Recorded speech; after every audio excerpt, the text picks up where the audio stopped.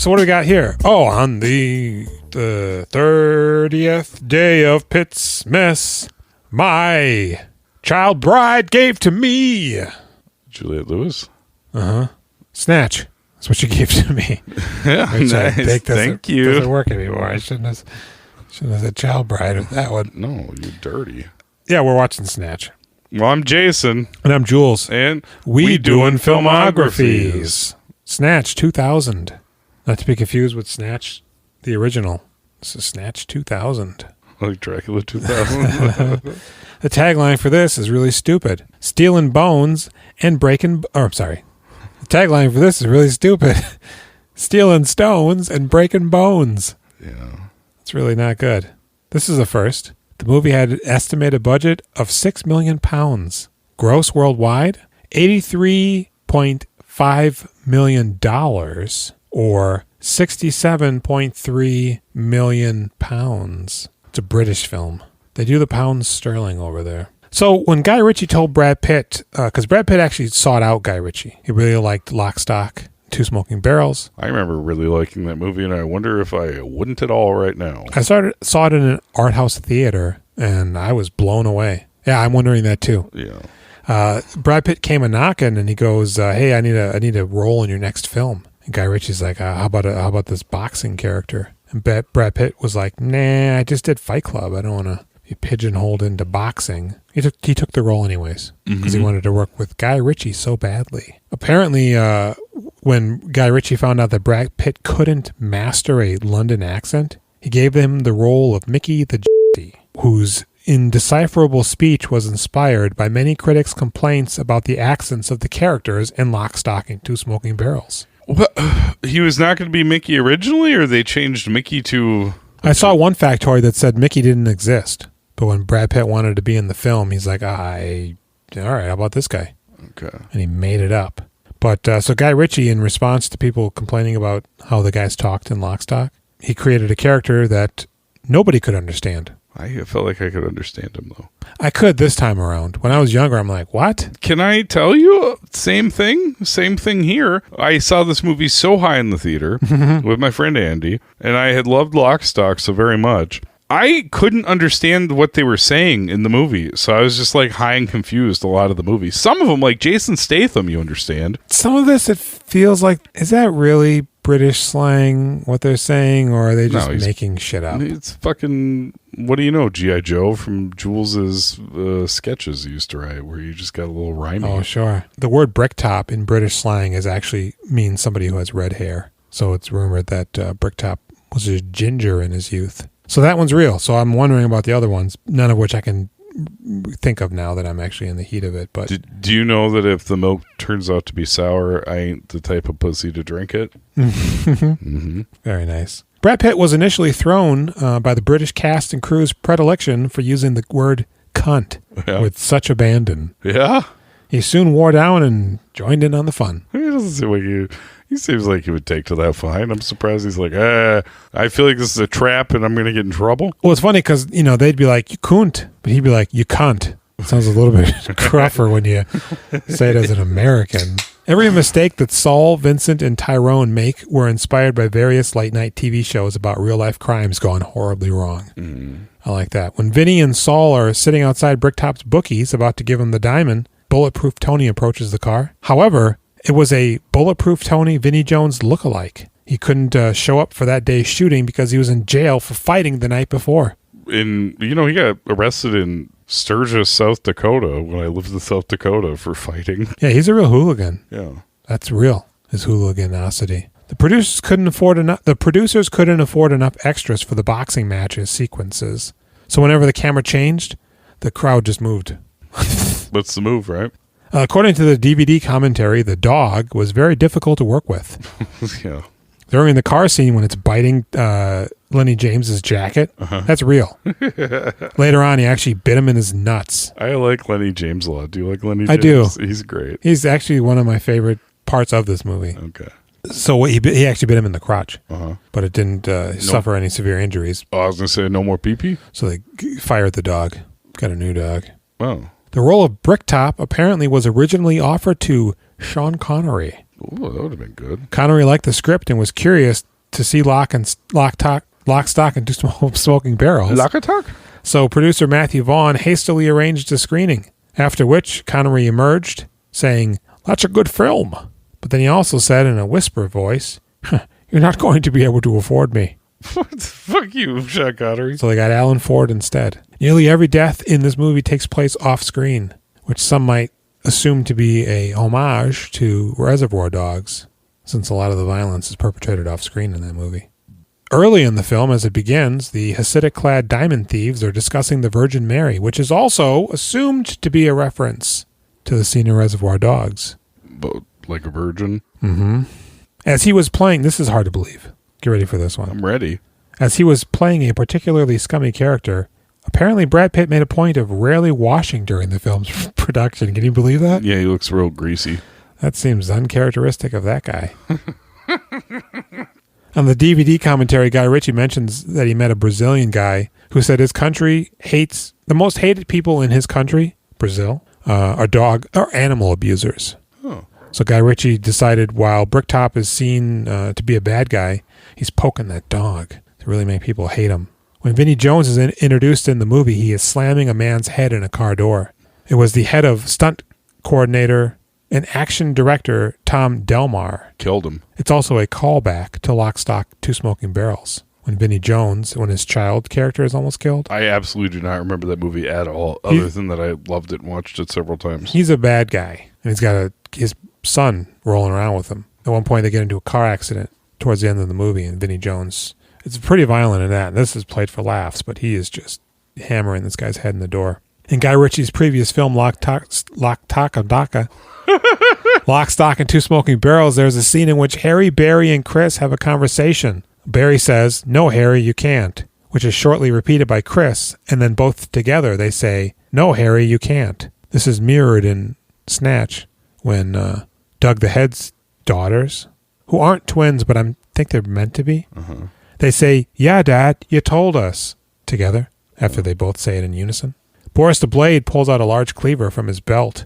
Soap did the same thing in Lock, Stock, and Two Smoking Barrels. This guy's got a calling card going on in every fucking scene here. Stephen Graham, who played Tommy, he revealed on the podcast There's Something About Movies. He got cast in the film by chance. He had accompanied a friend to an audition, and when his friend was done, Guy Ritchie asked him, Graham, if he was next and handed him a script. As he has dyslexia, Graham told Ritchie that he'd need time to familiarize himself with the scene.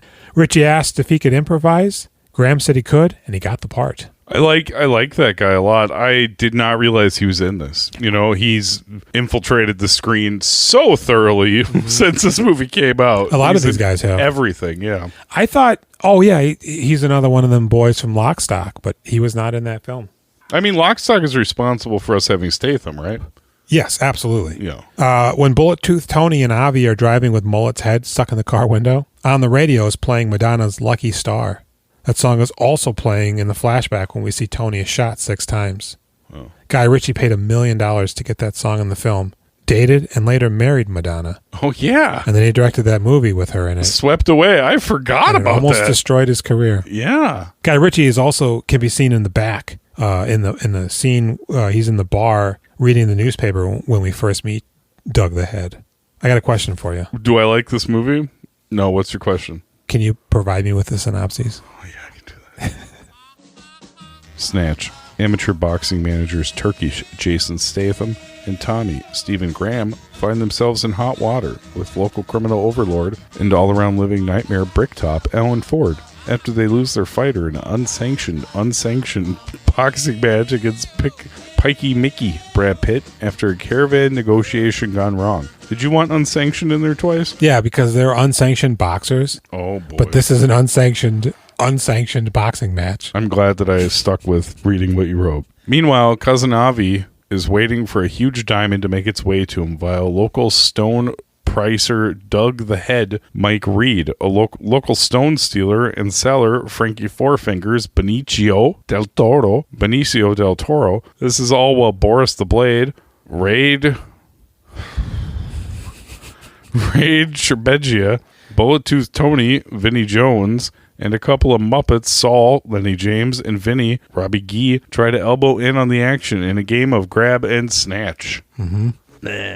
Yeah, this movie, it's real paper thin. You know, I was blown away by Lock, Stock, which by comparison, even though this movie appears to be dense, I think is far more dense. And the coincidences kind of overlap in a more natural way.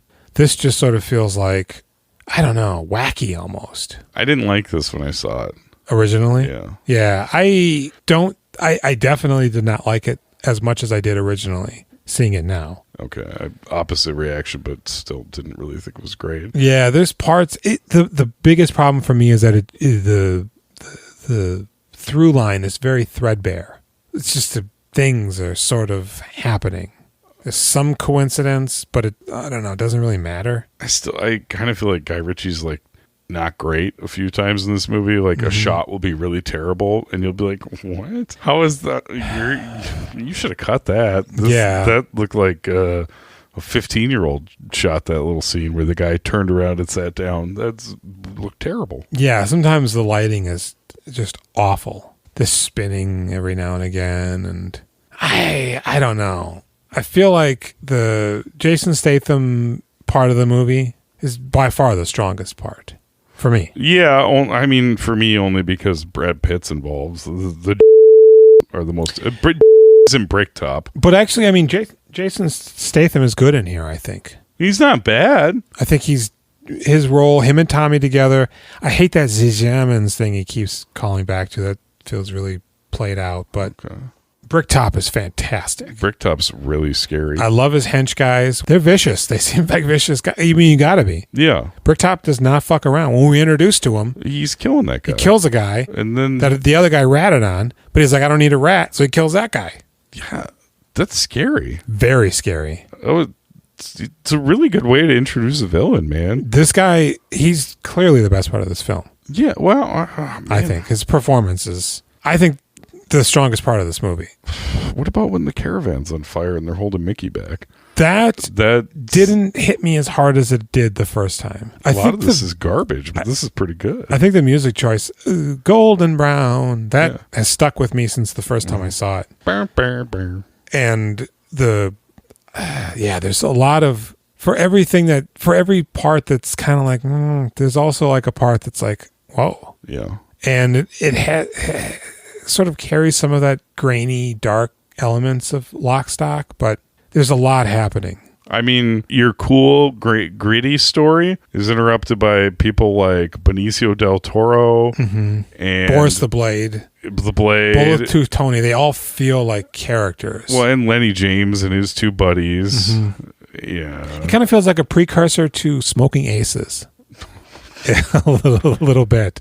All of these like very defined. That movie's like awful, video right? game character. I think so. When I saw it, I thought this is going to be great. This is terrible. Vinnie Jones is in the second one, I think.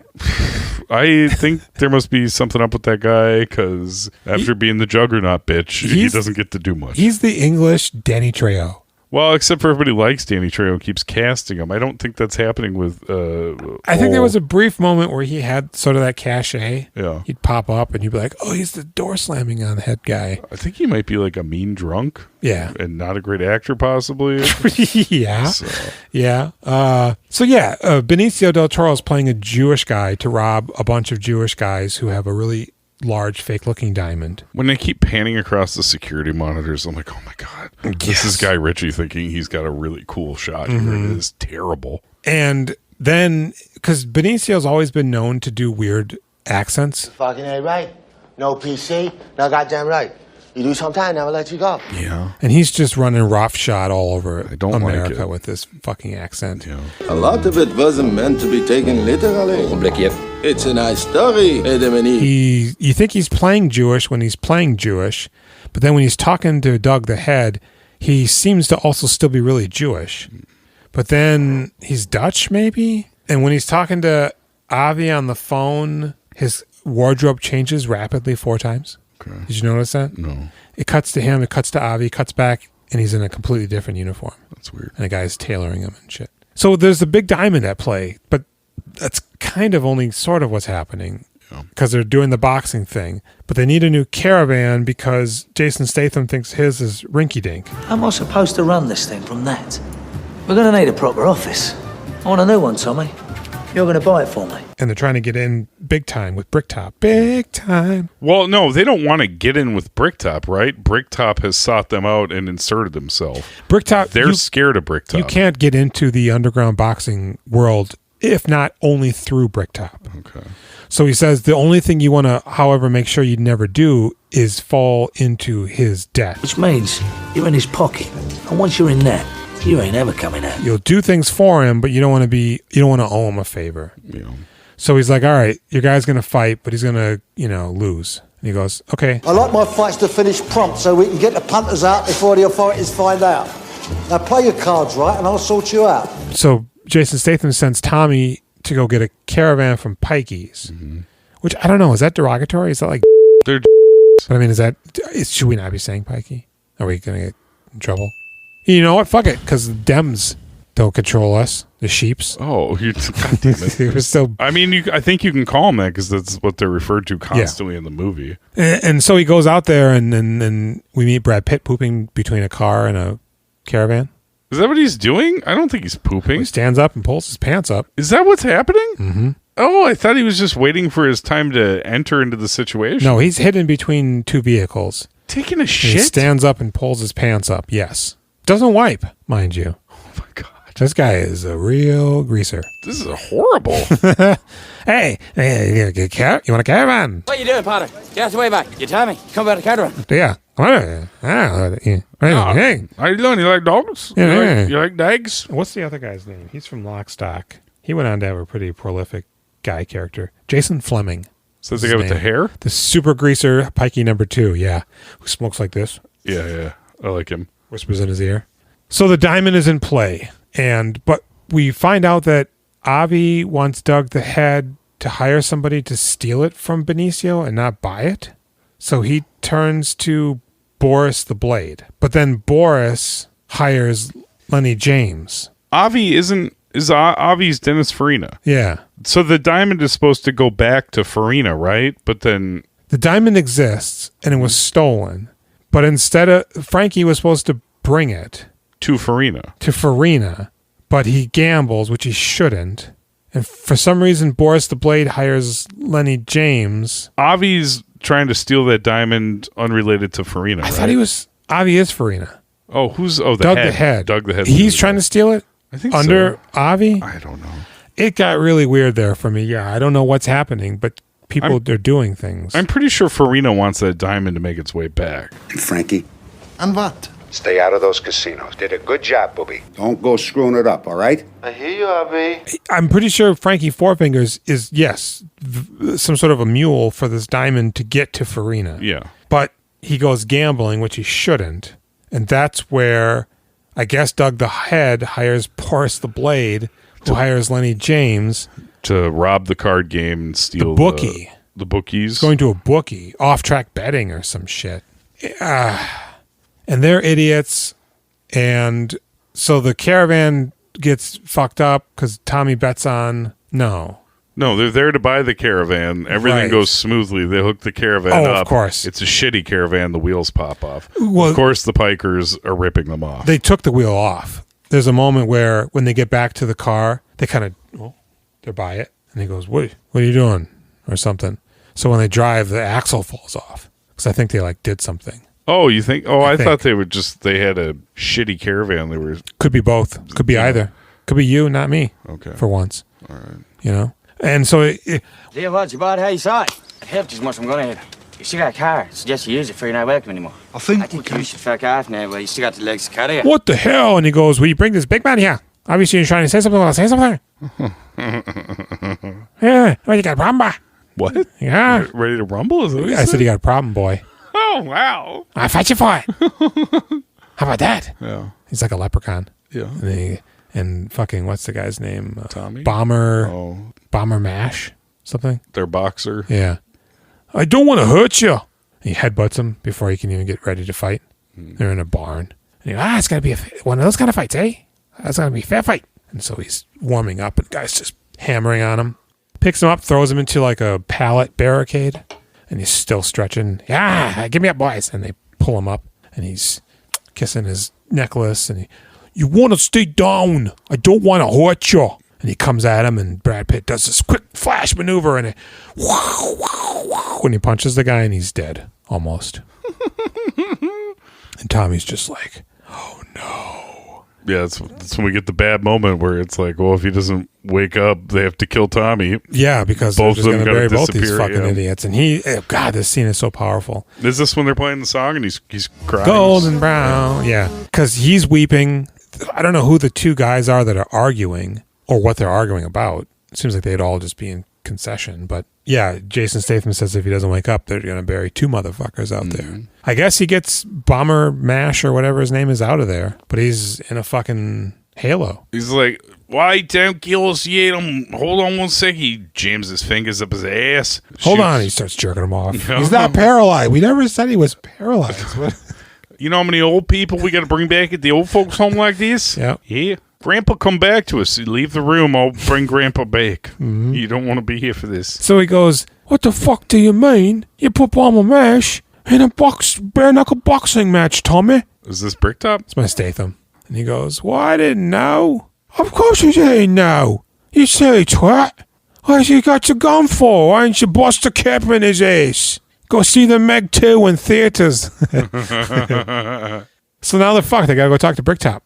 Hey, Bricky Tippy, our boy's dead, sort of. We gotta switch fighters. Yeah, switch fighters. I love this scene because right when they say it, his teeth vibrate in his giant mouth. No, but there's a whole bunch of muckety mucks, just dogs fighting and guys talking. Bricktop just goes, and everybody shuts the fuck up.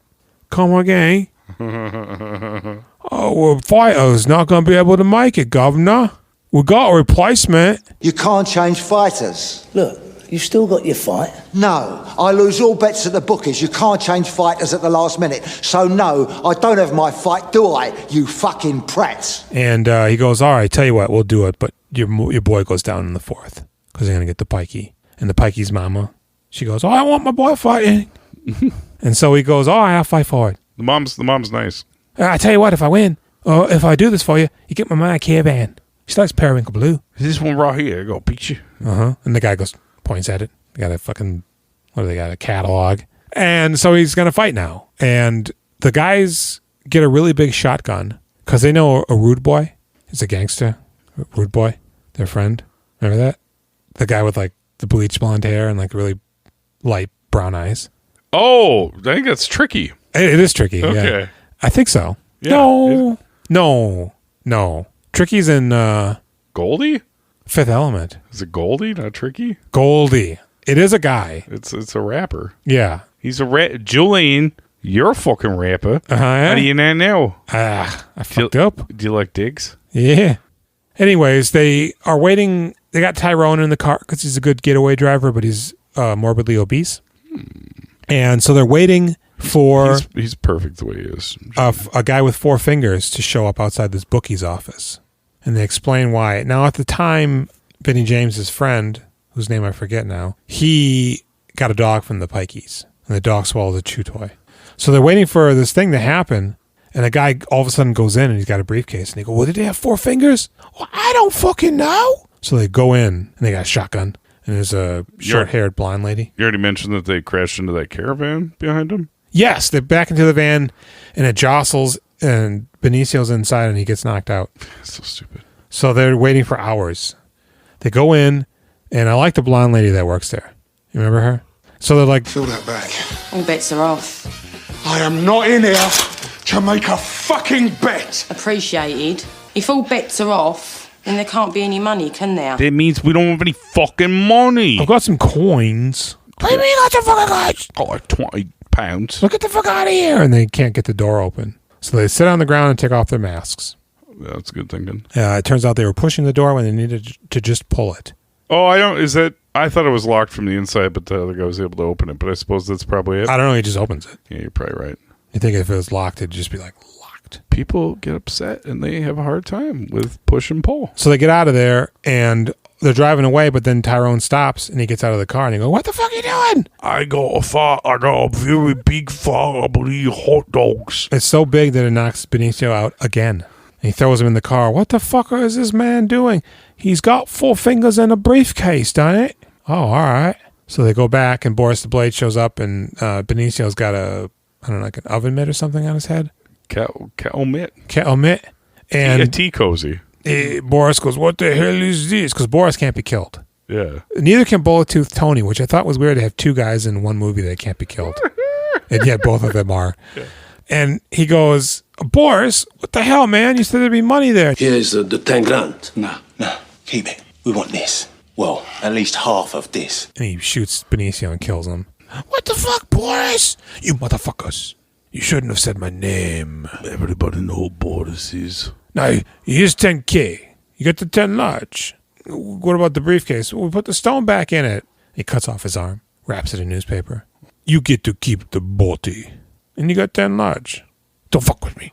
Not a good deal. And he leaves again. So they got to get rid of that body, but before they can... Bricktop shows up. Bricktop does show up, but that's later. So they're at the fight. The Pikey's in it. They're fighting. And immediately, the first punch, he completely decimates Bricktop's guy. Yeah, the guy's bugging him, right, or what? Kind of. They're betting. Everybody's betting. "Hey, Bricktop, you're going down on the 4th. You goddamn right." Ding, ding, ding. Smack. Oh, shit. And Bricktop's walking out. This little snowflake comes up to him. "Well, thanks a lot for the tip, Bricktop." Bricktop just snatches his ass, fucking front face locks him, puts him up against the wall, and he says, "If I give a dog a bone, I don't want to know if he likes it or not. You come up at me again, and I'll cut your Jacobs off." And he pulls out his knife, and he snips him. Yeah, the guy goes, "Oh, he's bleeding." Why the fuck would you approach Bricktop? Yeah, that's not your friend. It's tantamount to you and I somehow being graced with the pleasure of Bricktop throwing us this tip. Yeah. Apparently directly, not overhearing it. And then you and me, we go talk mad shit to him. "Hey, you fucking big tooth glassed idiot." Yeah. If I just lost my house on this bet and I saw Bricktop, "Oh, thanks for the tip, Bricktop." Right? You don't go up on him. I don't think you should even say that. No, I think you just be invisible. You just leave. So just kidding. They're in the shit now. Turkish he owes Bricktop. Bricktop took them, placed them in a vat of shit, and said, "If you can get out, you got to suck my dick." Good for you. Yeah, it gets worse if you get out. And I love it because when Turkish goes home, he's looking in the safe, but then he decides to put on a kettle, and then he turns around and Errol and the other guy are there. "Oh, kettle, are you?" And he goes, "Oh fuck!" And he starts to back up, and Bricktop's there now, and he backs into Bricktop. Into him, yeah. And what does he do? He goes, shits himself.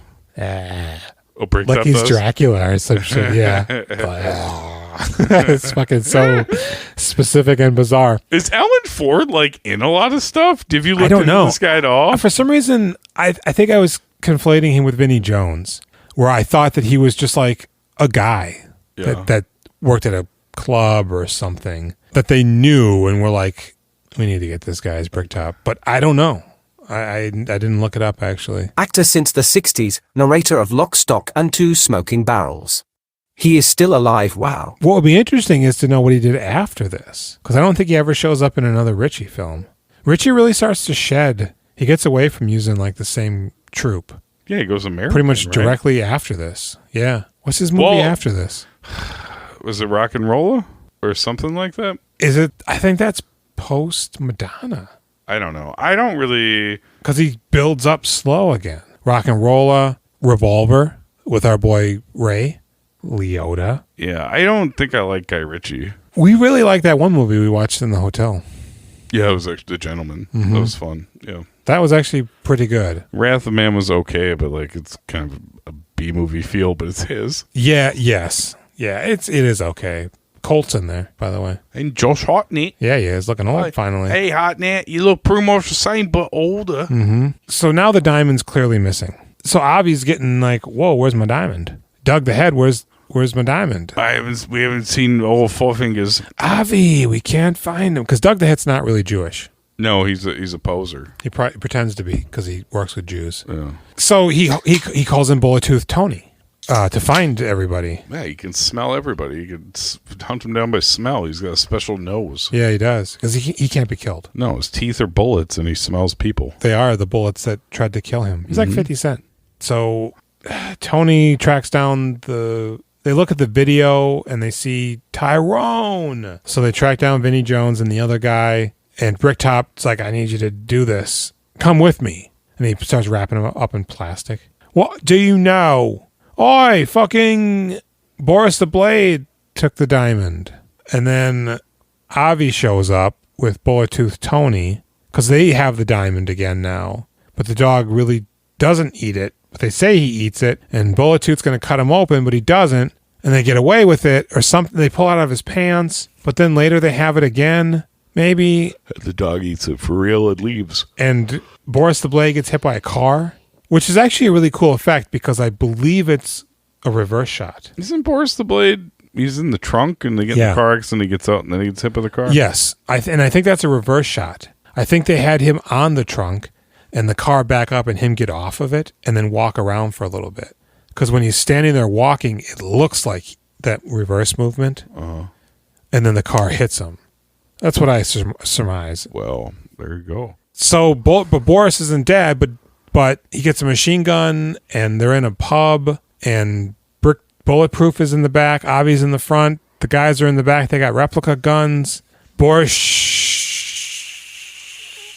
gets shot by Bullet Tooth, but he's not dead, and he keeps shooting him, and no, and I'm not dead yet, and he keeps shooting him, and then finally he's dead, I guess. He shoots him in the head. Avi goes, why didn't you do that right away? Yeah, and Avi goes, where's the briefcase? Maybe this is then when they go to the guy's place. I don't know. But so ultimately the Pikey, his mom's been burned to death. Yeah, Bricktop did it. And he has to fight now. Again. He's been drinking a lot. He's very upset about his ma'am dying. Yeah, right. There's the scene of him in slow motion with the cool song. I love you, love you, love you. Is it that song? Yeah, it is. Yeah. Brad Pitt does Anguish pretty well. He's in his tidy whities too, which I think the ladies loved. I think he's really busting out some sweet acting skills in the scene. This is the best of the whole movie right here. God, because this taps back into True Romance, where he's just allowed to be off the leash because he doesn't need to carry the movie. Yeah. Okay. Right? Yeah. And he's having fun in this. He is. I like him a lot in this. I wish his accent's so thick that I'm having a hard time paying attention to his performance. I'm just like concentrating on what's being said. But he's really good. Yeah. Collectively, the Pikeys are all great. They're just so fucking unibrowed and cloistered together. Yes, and like the cloister. Members only track suits and shit. It's just so great. And his mom is so great, too. His mom's lovely. I really wish she wouldn't have been burned to death. Tommy liked her, too. Yeah.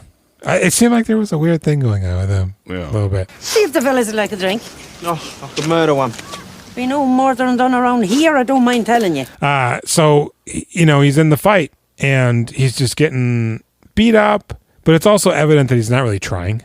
Yeah. I guess, and Statham's just like, what the fuck, mate? Passable, So they're fighting, boom, boom, boom, and he gets knocked clear off of his feet. Yeah, he's flying through the air, sweaty and juicy. It's a good sweaty fight. And then he hits the mat and goes right into the water.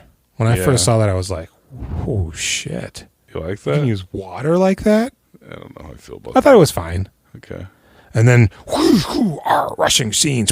And then he gets up and he punches the guy and knocks him the fuck out. His head shatters. And everybody's like, love you, love you, love you, love you, love you. And that's when we didn't realize the Pikey was the one doing all this shit or whatever he says. Because they bet money on the fight knowing that he was going to win. The Pikey, the Pikey set it up. They also killed all of Bricktop's henchmen who were waiting to kill them. They shoot the van. Well, they don't know till Bricktop gets blasted. Because we see Bricktop outside. He sees Statham and the boys, and he goes to his limo. Give me that fucking shooter. First, we see him, is it dawn? And then he hangs up the phone. And he goes, give me the shooter. And then we see Jason Statham, and it freeze frames as a gun blast in the brights. If you realize in this freeze frame, the Pikey wasn't surprised, but we all were. What the bloody hell, mate? It's because apparently Brad Pitt didn't take the death of his mother all that well. Yeah. surprisingly enough. He made a plan. He did. So when Bricktop had a bunch of henchmen outside the Pikey camp waiting to kill them. It's not even a bunch. Is it like 4? It's 2 vans, probably 8 guys. Okay. Because there's guys in the back of one van, and there's 4 guys there. I fucking hate Pikeys. Everybody keeps saying that in the movie. Yeah. And rightfully so. They're dirty, thieving, conniving. But so they shoot those guys to death, except one gets out and crawls away. During this scene, they're playing a song with like wailing guitars.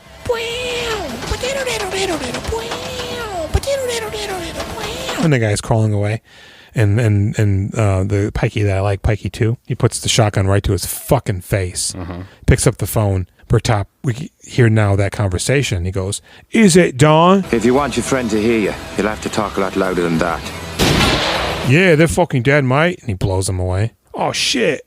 And then we realize that they killed his driver and guy in the car, because when he rolls down the window to give him the shooter, it's really the Pikeys, and they blast him. And he's dead now. And then they basically bury all those guys at the campsite and leave.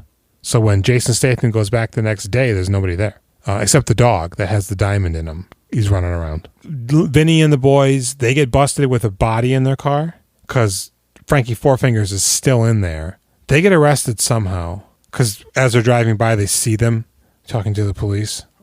Bricktop's dead. Bullet Tooth Tony gets inadvertently killed by Avi when he's trying to shoot the dog.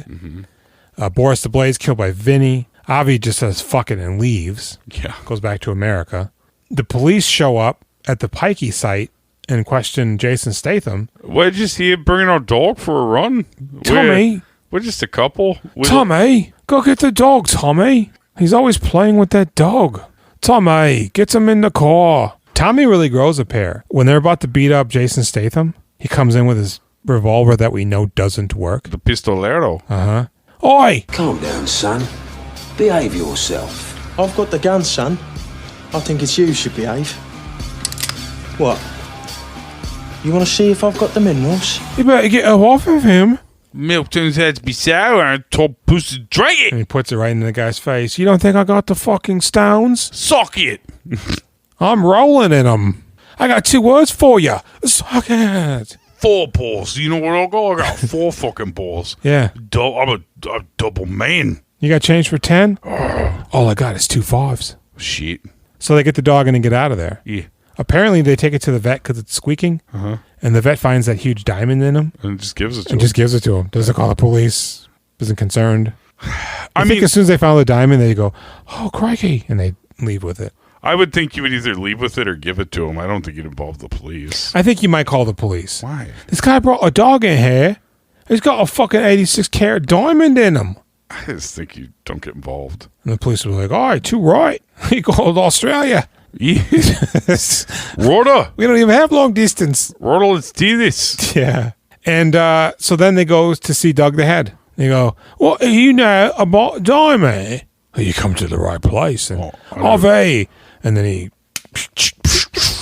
I'm back in England. Which he must get the diamond because the movie starts with him actually holding the diamond. Yeah, I guess he never got to touch it. Hey, that was a really good Farina. Wow, he did this to hold up the diamond looking at it. Yep. Tongue sticking out the corner of my mouth, the whole thing. So that's Snatch, man. Yep. I don't really like this movie that much. This movie feels like this guy saw a Quentin Tarantino movie or two. Yeah, I now more than ever I see the seams of people saying Guy Ritchie's a Tarantino knockoff. Lock, Stock, I don't think. Maybe just because I haven't seen it lately, but my impression of my initial watching of it a couple of times, it didn't reek like this one did. I think it might though. It might.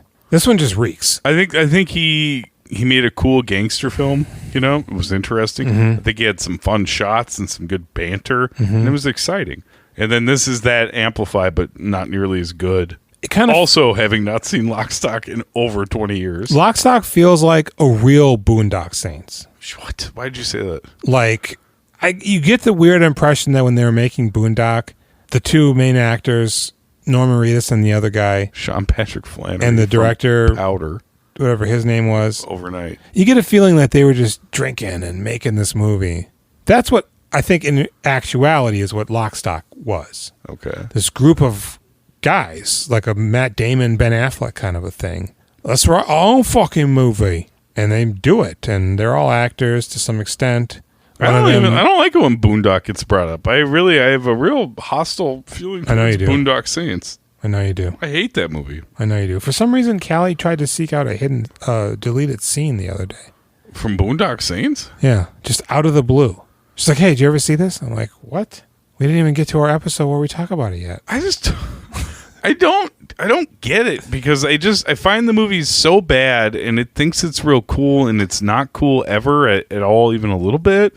And I just feel like that is all Boondock Saints is, like a bunch of posturing, terrible shit. I need to watch the second one again. What? Because I feel like when I watched it, I was like, man, for a Jules pick, you should pick all the Boondocks. But I wonder if it's and I'll good. Fight you. Because I watched the first one not too recently, but boy. It's a shit-ass movie. It's tough. It's tough to get through. Yeah, I don't really like Snatch all that much. I think there's basically what we talked about in the beginning. Mm-hmm. Statham, his storyline is the one that's interesting. Mm-hmm. I hate all the rest. I don't even find Statham all that fantastic, but I find Bricktop and the Pikeys interesting. Statham's really not in this as much as I thought he was. Just the narrator. And I'm like, oh shit. Yeah, I'm waffling here because I feel like I want to give it a 5. But I also kind of want to give it a 4.5, I think. I think I'm going to go with a 4.5. Wow. It's fine. It's an interesting movie because Lock, Stock, I guess, lit a fire. Yeah, people liked it. They wanted to see the next thing. And so immediately, although this is an English production, if he goes Hollywood. Yeah, this movie is huge, right? It does well. Yeah, I mean, Benicio. Fucking Pitt. Brad Pitt. Yeah. When Brad Pitt comes knocking to be in your movie. Yeah, you got some juice, man. You get yourself Benicio, you get Brad, maybe then you can get Dennis Farina. I wonder if Brad was like, I'll be in it, but it's going to be a limited thing. Because otherwise, why didn't he utilize him more? It almost feels like a braggadocio kind of thing. Like, oh yeah, Brad Pitt's just kind of in here. That's the way it should be. I think it would be terrible. It should be, but he's the right balance of Pitt in this. Absolutely. He's my favorite part, pretty much. But I'm wondering why he didn't capitalize on the fact that maybe he was pure enough that early in his career to be like, yeah, right on. Mm-hmm. We'll do it this way. What I already wrote, this will put you in. I'm not going to exploit you. Mm-hmm. And Brad Pitt's not like, make me the main character. Yeah, I That's guess. how he talks in real life. Aye. Apply Americans. What's in the box? I love. Yeah, what do you give this movie? You gave it a really low score. I did. I was going to give it a 6. I don't think it's awful. I don't think it's good, though. I think it's just less than average. There are some strong elements, but by and large. All right, 5.5. I'm with you because I've seen it twice now and maybe 3 times. I've never liked it. This is the most positive viewing I've had of it. It just feels like it's one of those things where things are just happening and you're just there watching it. But all right, and Brad Pitt. I think both of us. I give him an 8 easy, dude. I think he's great in this. I was going to do it so on much fun. 3, okay, an 1, 8 too. 2, 3, 11. All right. Fuck him. Yeah, he's fantastic. He's really good. Yeah, looks good. Yeah, this might be this might be one of my favorite Brad Pitt performances. This is better than Fight Club for his performance. Yes. But I feel like he's really getting fun and interesting now. Yeah, I think he's able to do some weird stuff. Mm-hmm. I think that's really great. Yeah, because his career, boy, 7 years in Tibet, not a bad movie, but it's also kind of like, okay. But now it makes sense that he's looking for Guy Ritchie, right? Mm-hmm. Especially coming off of Meet Joe Black, Legends of the Fall. He's trying to do 7, but... I'm Brad Pitt, man. I'm just going to go find the people I want to work with. Mm-hmm. I'm going to, put mud on my face and poop between a car and a caravan. Yeah. What do you think about that, Hollywood? Oh, I've been taking shit in 3 months. I'll fit right in with these British people. I'm fucking Jennifer Aniston and I'm on French. I'll make out with her. I don't even brush my teeth no more. She likes it. They fucking fought up and they smell so bad and she like it. I fought on her when we're spooning. But she don't even know because I already smell like shit. Yeah. And then me and Ed Norton hang out. Yeah. And that's the Snatch. Yeah. A monumentous movie that in hindsight really isn't that. Mm-hmm. But he got to meet Madonna and marry her. Sorry about that, Guy Ritchie. That's a weird... Boy, that's... You know, I'm sure it was just a natural, normal thing. Yeah. But to, like, outsiders, it's a very weird thing. To meet Madonna and marry her? Because then she goes on to do, like, fake British accents in her normal life. Oh, I just talk like this now. I've been living here. It just rubbed off on me. I'm a bad. Oi! The queue! We all kids. This is how we talk over here. Hey, you slag! Yeah. Me minge! Yeah, that's it. Yeah, we'll get some Good night. Good night. I've been Jason. Yeah, we're on the Instagram and all that. 763-634-1897. Call or text. Rate us. Review us. Personally. Write us a personal rating of what you think of us as men. On Apple Podcasts. Yep. And then let us know, and we'll watch a movie of your choosing and review it on this show. Yep. Because is this a movie review show? I don't even know. I guess right? it is now. Yeah. It's something. I mean, it has always been. Yeah. We talk a movie all the way through and then give it a rating. We do. It was We Are Ebert and Roper. Boy, I don't even know if that original episode recording exists. What did we do? Oh, the one over the phone? Yeah, what did we do? I might still have it somewhere. Were we talking on the phone, but it was awful. Into mics? No, it was just free conference call. Okay. On the phone. It was and you bad. Recorded it? Through free conference call. We called the 800 number. It was bad. That was rough. You were high. I was. And my phone call was dropping. Are we always like this? And our friendship's just been a Edward Norton this whole time? You know, am I me and you are you, but we are just one. Yeah.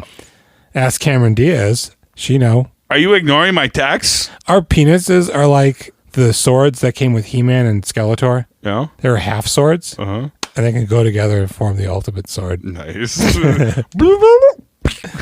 By the power of Grayskull. Yeah, I like us on things. The Pittsmas is almost over. You did it. Did you have a good time in Pittsmas? I'm not talking to you, Jules. I'm talking to the listeners. Is it Kwanzaa? Did we miss that? Holly, did you like the 30 days of Pittsmas? I don't know when it is. I don't either. Nick, did you listen? He didn't. No. If he did, Gabe? We'll know a month and a half from now. Uncle Dan? Gabe. God, you know, family. The thing is I don't think he would actually enjoy listening to this. Yeah, my girlfriend falls asleep. It's weird. Like, we're brothers and we like each other, you know. But you and me? Yeah. That's why I won't listen. Yeah. He's like, God damn, they're really brothers. Yep. You know. Well, I've been Jules. And I've been Jason. Good night. We'll see you tomorrow for the Mexican.